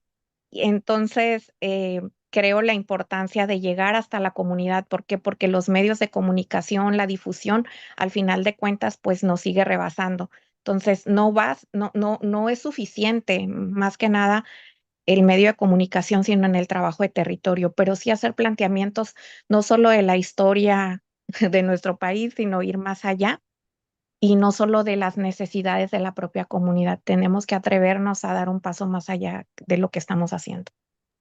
Y creo que se me Muchas termina gracias. el tiempo. Sí, Maritza, muchas gracias. Continúa nuestro compañero Felipe Castro, por favor. Felipe, ya te mandamos la solicitud. Ya, buenas tardes. Gracias por permitirme la palabra. Mire, escuché esta pregunta de cómo identificar a una persona derecha. Pues fíjese que yo vivo en Denver y aquí prácticamente y de 5 locutores que hablan durante el día, 4 son de pensamiento de derechista y, por ejemplo, ahora se la pasan hablando en contra de la cuarta transformación, ¿verdad? Y hablan como si fueran gente de mucho dinero que tienen acceso a, pues, a ciertas comodidades que la mayoría de la gente no tiene, ¿verdad? Entonces, esa mentalidad es una mentalidad de derecha, derechistas. Otro grupo que yo he reconocido y que son eh, cristianos con una mentalidad racista y de alguna forma pues han sido manipulados desde el púlpito porque los sacerdotes hablan de eso, ¿verdad? Entonces el tercer grupo es gente que yo conozco también en mi trabajo porque a eso me dedico a platicar con la gente y percibo que no tienen conocimiento de la ciencia política y entonces están bien metidos en la televisión y en la radio. Todo lo que escuchan es un alimento para ellos. Están muy metidos en cosas esotéricas y cosas extrañas como el magnetismo de las piedras y que te pueden curar, cosas que son aberrantes, sin embargo, eso es real para ellos, ¿verdad? Entonces viven bajo manipulación. Hay otro grupo que son los dichosos wannabis que desean, pues que no desean, sino que tienen una tendencia a decir, en muy poco tiempo tal vez voy a ser rico porque tengo un negocito y piensan que el comunismo les va a quitar eso, ¿verdad? Y ya para irme más abajo, es importante sí pensar que, como dicen las demás compañeras, de la que Maritza compañera, y otros compañeros como Henry, que han dicho que hay que realmente organizarse desde abajo. Sí, precisamente lo que dijo el compañero también de la ponencia, que hay que organizarse desde abajo. Muchas gracias y disculpen el Gracias, tiempo. Felipe. Nuestra compañera Ros, Alex, adelante, compañera, ya te mandamos la solicitud de activar tu micrófono. Pues gracias por darme el micrófono en una forma tan cálida. Se agradece, aunque espero que se escuche y también espero que no se molesten por lo que voy a decir. Pero pues es muy bonito que permitan el diálogo, ¿verdad? A mí me pareció interesante la plática. Esto de entender al mundo, porque en la primera intervención hablaba alguien de que hay que entender qué es lo que pasa. Sí, claro que hay que entenderlo, pero hay que tener ética. La cuestión es que el compañero ponente seguramente nos puede explicar qué cosa es la guerra híbrida, ¿no? Y yo lo que le veo es un tremendo cinismo a la guerra híbrida. Y está juntando cosas tremendas. Y la gente las protesta, pero no las impide. Pareciera que cuando dicen hay que organizarnos automáticamente como si fuésemos imanes, que por cierto es una cualidad de la física, y sí existe la cuestión del magnetismo, y no soy de ninguna religión, lo digo con respeto, ya nos vamos a organizar. Hay un problema ético y hay un problema ético en la forma de las nuevas concepciones que se están dando, actuadas y manipuladas desde el poder. El poder nos manipula con las palabras, nos manipula con los medios, tiene los medios para acabar pronto. Yo le pregunto a él, primero, en el sentido de las élites, que se me hace de mucho cuidado, porque cuando decía lo de las armas estoy de acuerdo. Sin embargo, los tratados de libre comercio determinaron qué se debería producir y qué no, y se empezaron a producir chícharos y garbanzos y soya en vez de chile, calabaza y maíz. Y está documentado. La producción se cambió y los capitales cambiaron a conveniencia de las élites. Creo yo que hay élites y eso es lo que me preocupa. Ahorita una de esas élites que está perdiendo es Soros. Entonces, en ese sentido, yo le pregunto sobre las élites y China, porque el hecho de que China ocupara el mercado a nivel del mundo, vamos a poner ese escenario, no quiere decir ni que se haría ético ni que se haría equitativo. ¿Cómo se haría, compañero? Una, dos, ¿por qué tardaron tanto en reconocer el genocidio? Y la otra cuestión que me preocupa sobre los algoritmos y la manipulación. Háblenos de los algoritmos. ¿Qué quiere decir ese poder? Porque están diciendo que para allá va quien doble las manos ahora en el punto 1 de los 20 puntos de Gaza. Y termino diciendo esto. La cuarta transformación, y eso es lo que a lo mejor no les gusta, no es de izquierda. ¿Cómo va a ser de izquierda si está persiguiendo un tratado de libre comercio donde los migrantes nunca aparecieron como trabajadores? ¿Y ahorita cómo van a aparecer? ¿Cómo puede ser de izquierda la cuarta transformación cuando las grandes familias ricas del país aumentaron en México hasta 3000% sus capitales? No es de izquierda. Es más, se habla de que ya no hay izquierdas ni derechas, que es un concepto caduco. Les dejo eso para que lo piensen. Yo no creo que la cuarta transformación sea izquierda y de hecho no creo que nuestras actitudes ante la vida nos hagan de izquierda o de derecha. Sí, definitivamente hay que detener la violencia, pero les doy, por ejemplo, que durante 2 años se destruyó a un país y se mató a muchos niños y se tardó mucho en reaccionar. Gracias. California, Rosalinda, para servirles. Muchas gracias, Ros. Concluimos con nuestro compañero Axel Ancira. Por favor, tú puedes activar tu micrófono. Gracias. Sí, voy a ser extremadamente breve. Muchas gracias, Morgan, por tu pregunta, por tu participación. Y mi pregunta sería, ya que has relacionado la tasa decreciente de ganancia en el capitalismo y lo has relacionado con la existencia de una especie de neofascismo, y más allá de lo que ya apuntas sobre la necesidad de una organización de abajo para arriba y horizontal, mi pregunta sería, ¿qué tipo de modelo tendríamos que estar impulsando si aceptamos esta relación entre la ultraderecha, entre las expresiones más fascistoides o directamente fascistas de la derecha como una estrategia organizada y que justamente responde a esta etapa del capitalismo? ¿Hasta dónde estarían nuestros límites de acción? ¿Hasta dónde estarían nuestras posibilidades? Y si has llegado a pensar cuál debería ser estratégicamente las primeras acciones que deberíamos estar emprendiendo. Eso sería todo. Muchísimas gracias. Gracias, Ok. Axel. Compañero Morgan. Bueno, pues en primer lugar decirles que no vamos a poder responder estas preguntas con profundidad. Voy a hacer comentarios muy breves porque pues esto nos llevaría muchísimo tiempo. De hecho, hago la invitación aquí a los compañeros de la Coordinación Internacional a que, si así lo consideran, un día me inviten nuevamente y podemos profundizar en algunos temas como en lo de China, toda la tecnología o esta última pregunta de Axel. Pero bueno, para tocar estos asuntos, pues primero, esto que comentó la compañera Ross en el chat, creo que nos deja más claro, ¿no? Lo de por qué no interviene China o Rusia, pues porque se acabaría el mundo, como dice Jalife. ¿Qué quiere decir? Implicaría una escalada, ¿sí? Armamentística, una escalada ya de tensiones geopolíticas que podrían derivar en una guerra global y en una extinción que evidentemente nadie quiere, ¿no? Ahora, respecto al, habían señalado por ahí una compañera lo de tener una formación que no solo nos hable de cuestiones locales, de nuestra historia política como país, en el caso de México, por supuesto, sino también que tuviéramos una visión del contexto macropolítico. Yo coincido plenamente con la compañera, es fundamental tener una visión global porque no se puede entender lo que pasa, por ejemplo, en México si no entendemos lo que pasa en el mundo, ¿verdad? Entonces, eso es lo que se llama la gran política. No quiere decir que dejemos de lado la política relacionada con la comunidad con la que vivimos, no, pero se tienen que integrar.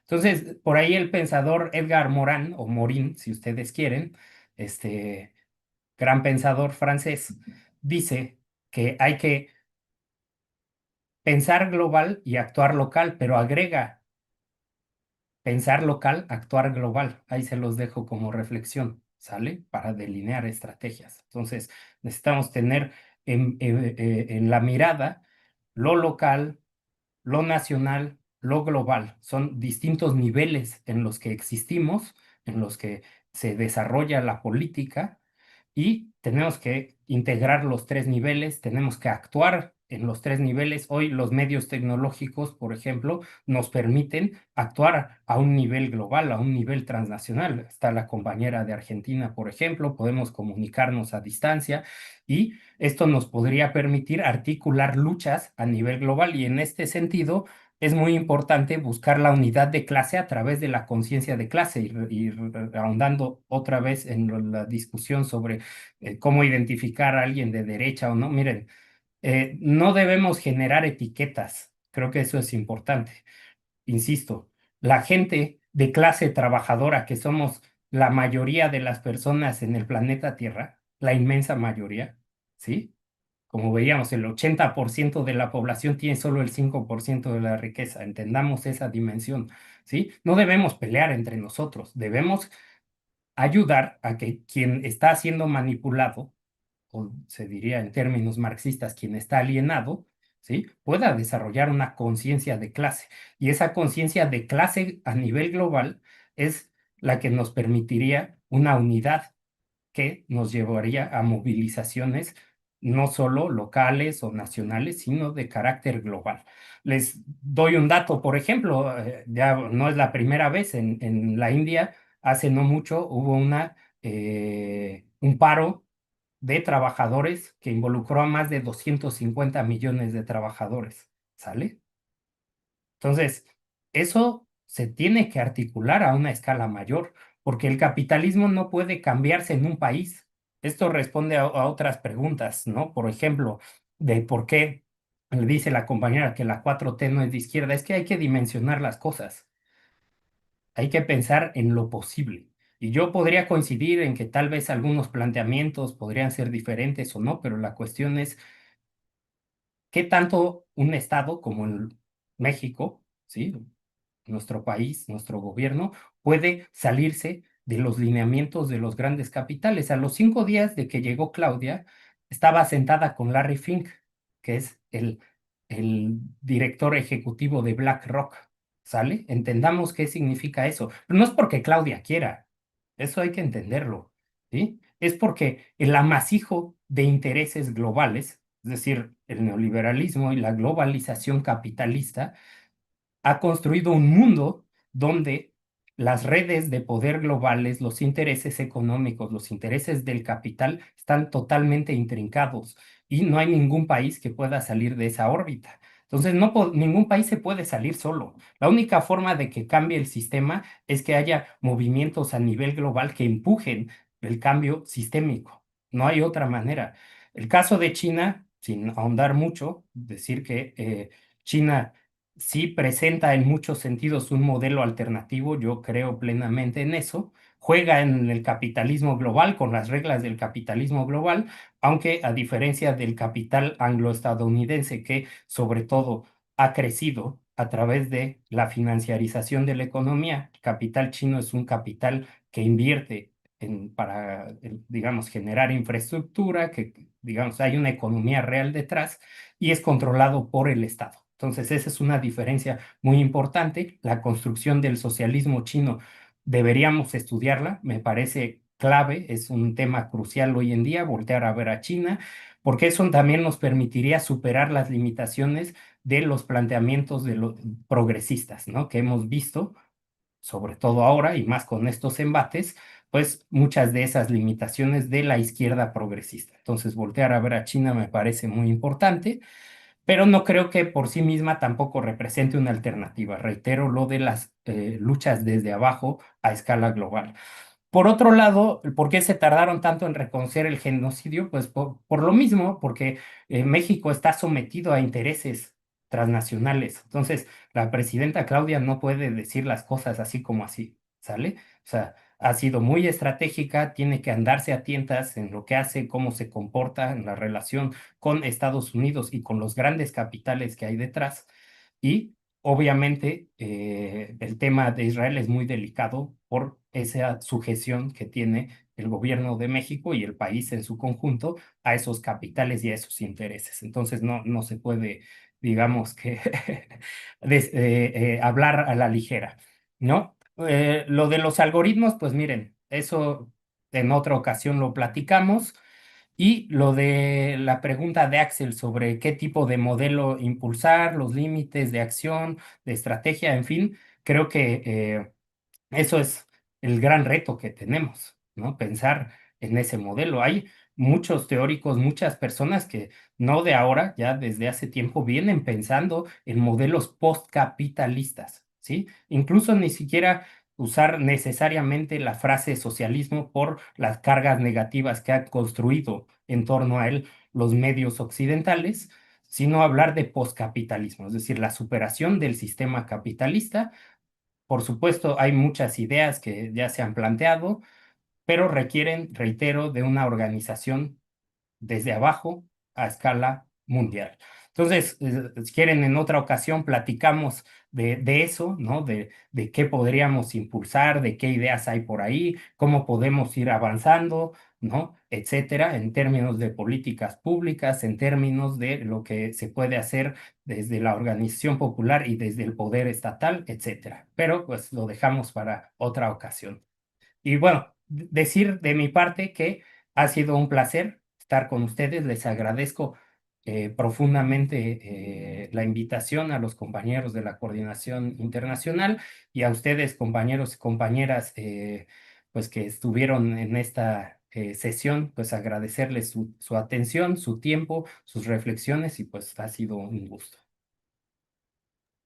Muchas gracias, compañero Morgan, muchas gracias, compañero Axel, y sobre todo, muchas gracias a todos y a todas que nos acompañaron este día. Evidentemente, hay mucho que se queda en la discusión, en los dedos, en las teclas que queremos profundizar sobre el tema y recordar que también para eso están los núcleos reflexivos, para que se vayan sumando. Ya ahora que concluimos o que estamos por concluir el diplomado que tenemos de Estados Unidos, podemos retomar la dinámica que ya traíamos en cada uno de los núcleos y podemos bajar todas estas discusiones, todos estos temas para que sigamos de alguna manera formándonos, sí, pero también siendo parte de esta democracia popular que también se ha venido hablando, de este poder popular que tanto hace falta construir desde las perspectivas de izquierda. Recordarles que la siguiente semana justamente tendremos la sesión extra del diplomado La Otra Historia de América Latina. Va a ser una sesión sorpresa, ya nuestra compañera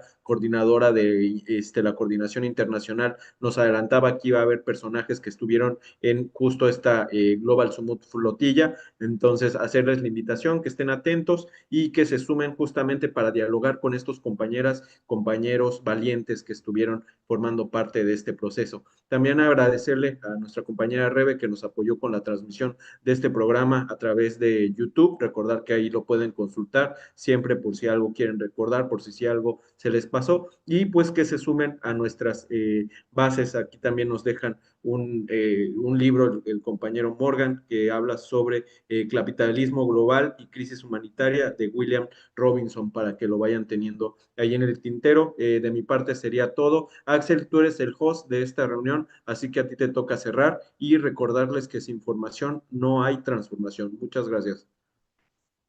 Solamente agradecerles. Muchas gracias a Miguel por la moderación y a todas y todos. Hasta luego.